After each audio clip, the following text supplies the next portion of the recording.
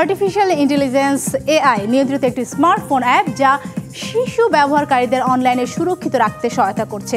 সেই সঙ্গে ক্ষতিকর কন্টেন্টের ক্ষেত্রে শিশু ও অভিভাবক উভয়কেই সতর্কবার্তা পাঠাচ্ছে এই অ্যাপ।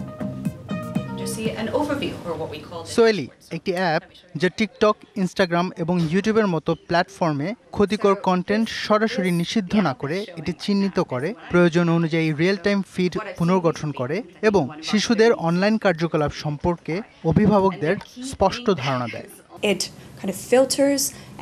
এটি সামাজিক মাধ্যমে ক্ষতিকর কন্টেন্ট শনাক্ত ও ফিল্টার করে, শিশু ও অভিভাবক উভয়কে সতর্ক করে এবং এরপর তাদের সহায়তা করে কিভাবে এসব বিষয় মোকাবিলা করতে হবে, বিভিন্ন টিপস ও কৌশল দেয়।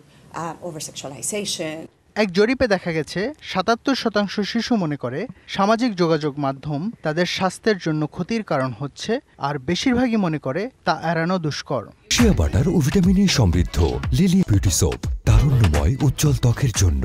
রিমার্ক।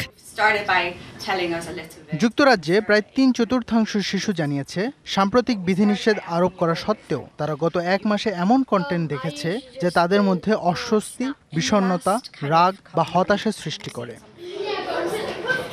জরিপে আরও উঠে এসেছে অভিভাবকরা সাধারণত উগ্র বা অশালীন কন্টেন্ট নিয়ে ভীত থাকলেও শিশুদের মতে প্রকৃত ক্ষতি আসে ক্রমাগত বিষাক্ত বর্ণনার মাধ্যমে, যা ধীরে ধীরে তাদের নিজেদের এবং পৃথিবীকে দেখার দৃষ্টিভঙ্গি বদলে দিচ্ছে।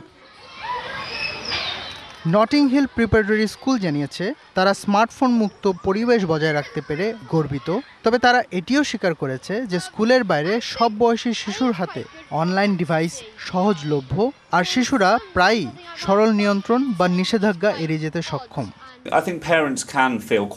অভিভাবকরা প্রায়ই চিন্তিত থাকেন, কারণ আজকের অনলাইন জগৎ তাদের নিজের অভিজ্ঞতা থেকে একেবারেই ভিন্ন। সোয়েলি এর সুবিধা হলো এটি অভিভাবকদের কাছে পরিষ্কারভাবে তুলে ধরে অনলাইনে কি ঘটছে।